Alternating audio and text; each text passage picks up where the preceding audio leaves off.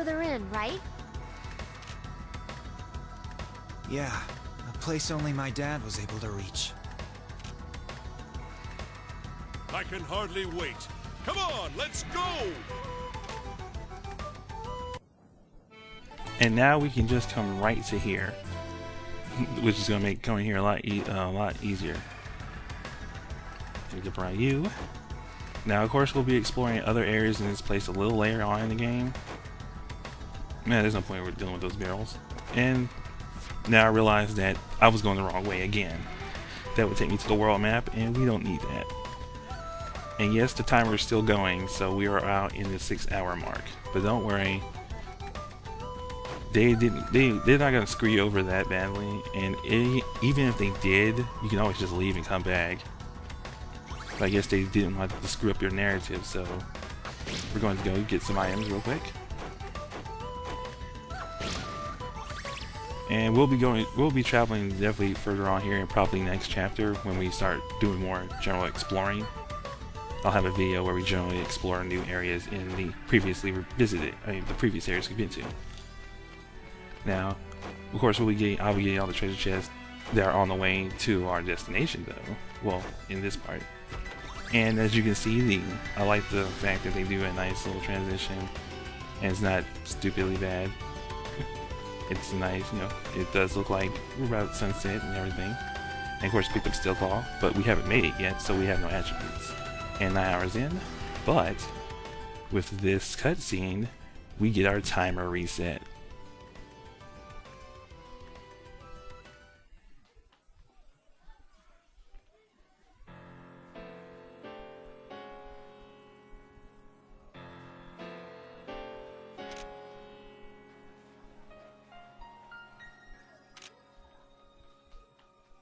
Then what do you want to be called, Mrs. Olday? Ice bitch? Miss Frigid, I think.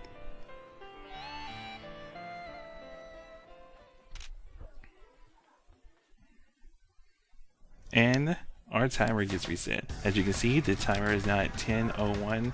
Your timer always starts at 10. And I want to do a slight adjustment to our party.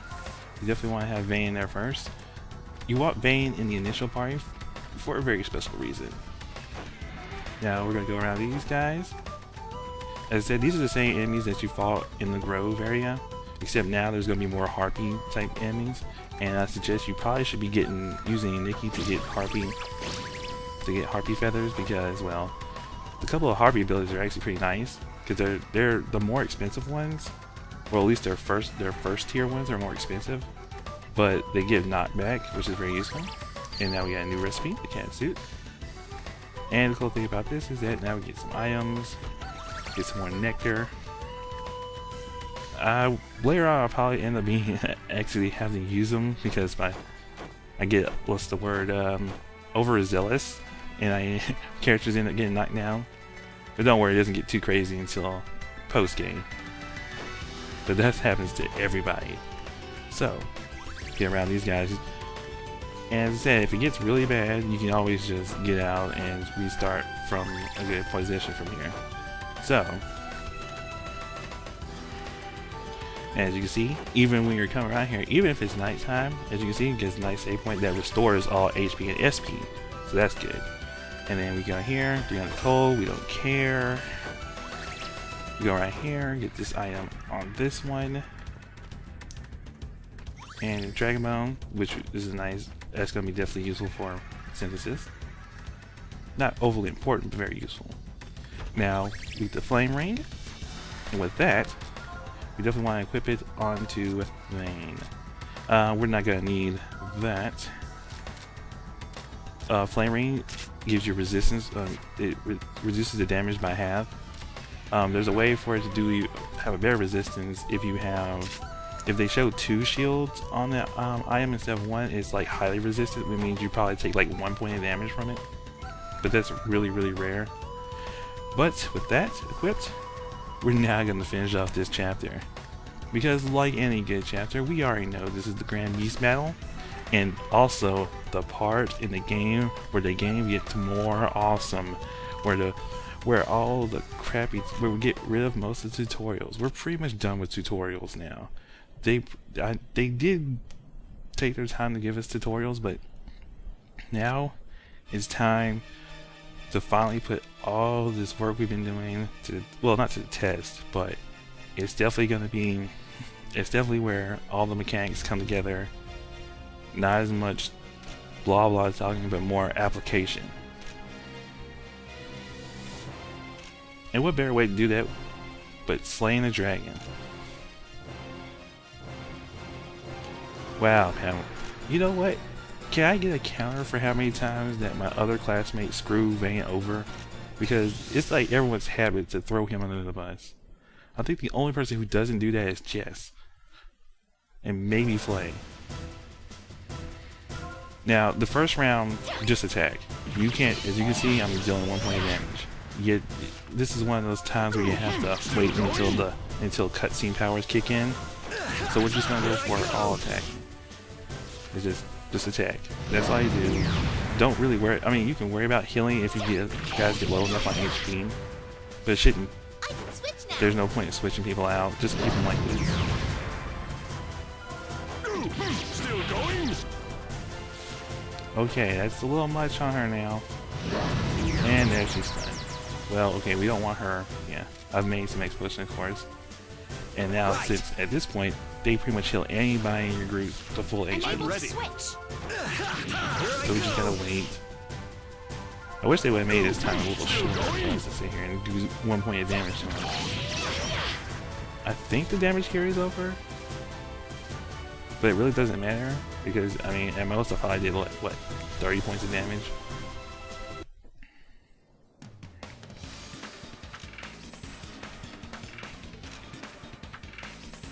Oh, come on. We're not the only ones who step around here.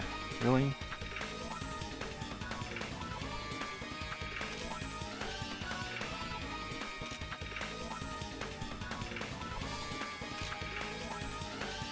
Oh god, Vayne, your martyr complex.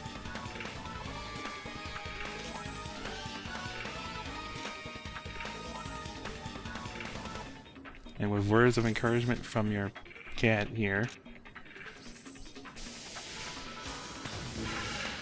Plot powers activate.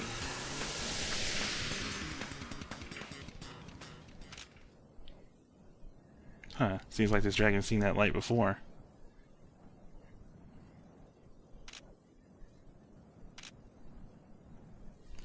Now it's time to really have the battle going.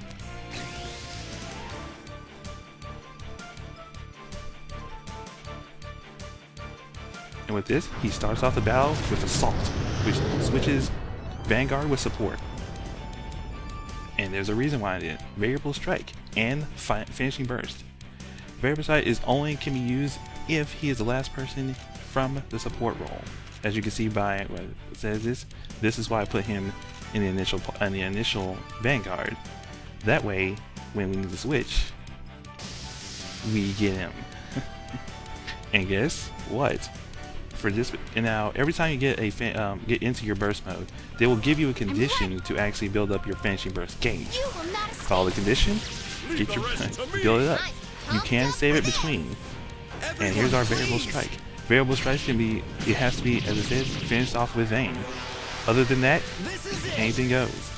As you can see, attacking consistently still counts toward the combo. We now have finishing burst gauge. It pretty much will tell you what you need to do, and hopefully you'll be able to pull it off. Just do as always. And you can still keep on, as long as you keep the criticals and damage on.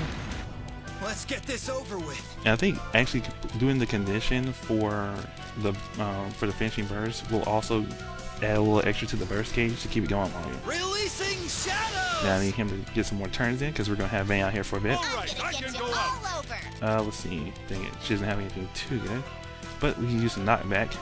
Everyone, sing for me. If we want to get Flay in here. And we don't have enough to really do much else. So let's show off finishing burst. I'll show you. Each person gets a finishing burst. Now they have to have their mana to do a finishing burst. So right now Roxas doesn't have one. He's the only one in the group who doesn't have a finishing move at this point, but we'll be getting his mon later on. Of course, this is obviously a dragon type. Or, well, yeah, he's a dragon type, and he has 8,500 hit points roughly. He's known as the Grand Winged Drake. He has a knockback ability, as well as his assault with swaps. Now, this is the reason why I should get Decoy Shield, because Decoy Shield it occasionally throws in a decoy to help you out. This guy nullifies pretty much all your good stats elements because, you know, he has boss armor. I mean, he nullifies poison, sleep, curse, seal, slow. So pretty much, this is all raw damage and ways to boost raw damage.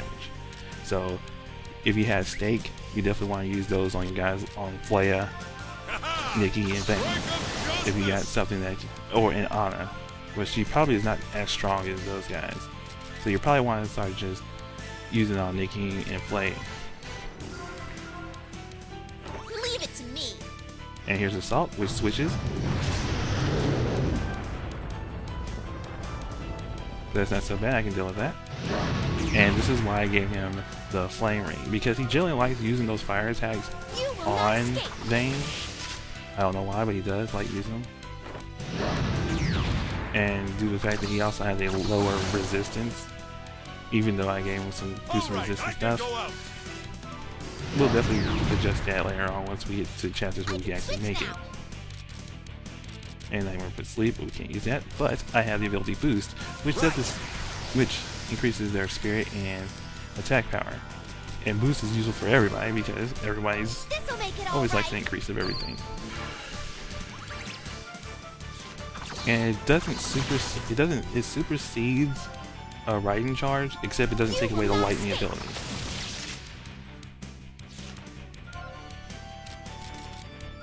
Which is good. Let's do a quick analyze. Sulfur, please! Now I probably should switch out Vayne,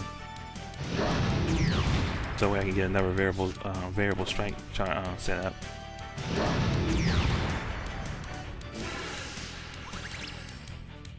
We're gonna use her, and I've already have her wake up, so she definitely occasionally.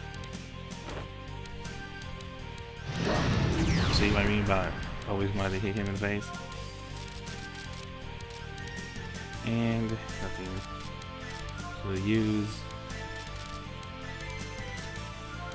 So I just pretty much call that good. Because there's really no point of using any big spells, well, at least from her, because she needs to be on healing duty.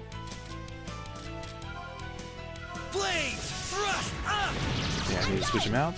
Now I can get ready for another variable strike. Let's see. Decoy shield on chest, because we definitely need to protect our healer.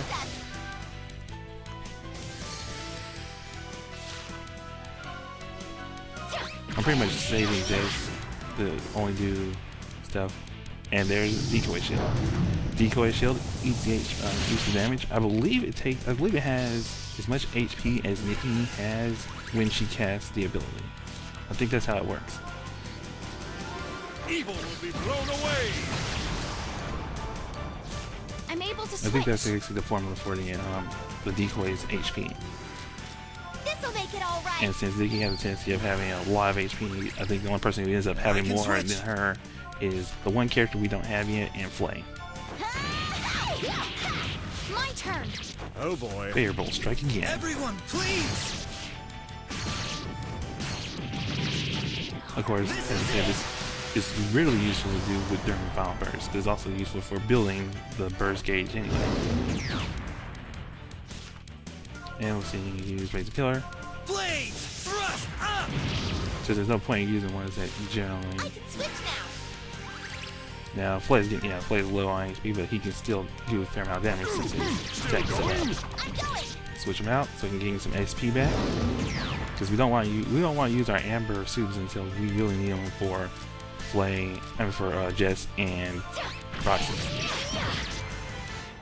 And of course, we don't really care with Nikki's because generally she's only gonna be dropping Decoy Shield and Wit's Wing, which is it sets up first round, and since she was quick, she's actually pretty quick right now, ends up triggering now. It usually takes a lot longer before it triggers. And another good thing about this is that it builds burst gauge pretty quickly too. Here it comes! Grand Party! And once again, we get attacked consistently. And he's dead. So we really didn't get a chance to actually use it again. Oh well. It's been nice to build our gauge up one more time. And now we can make a flame ring. And we will. And there's also some derivatives to that as well.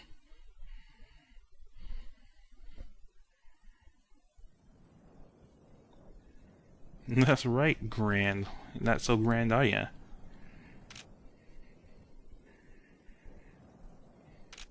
Pretty much, I got my ass beat. I need to sit my ass down.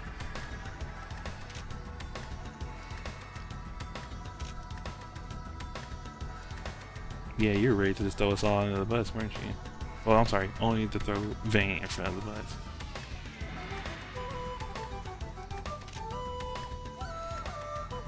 Exactly. We have a place to go to.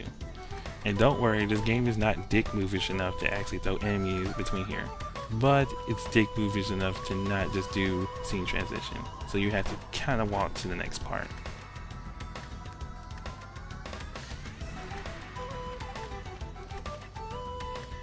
So we're going to go up these steps, slash a couple of barrels, and finish off this chapter.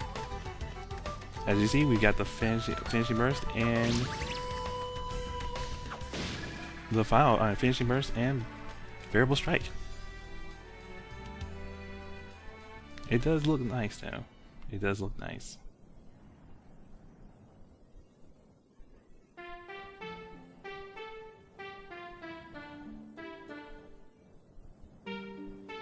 Wow. No wonder that monster really likes this place. It's so pretty. Not bad, I must say. I didn't know this school had such a beautiful place. Aren't you glad, Vayne? Hello? Vayne? Nikki? Oh, sorry.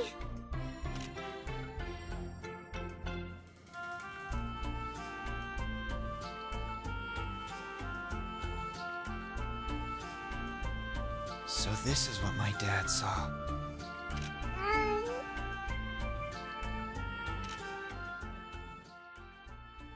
Theofratus, my dad. A place only he had reached. I would never have been able to get there without everyone's help. But Dad, he got here on his own and defeated that monster. I wonder what kind of man he was. If only I could remember something.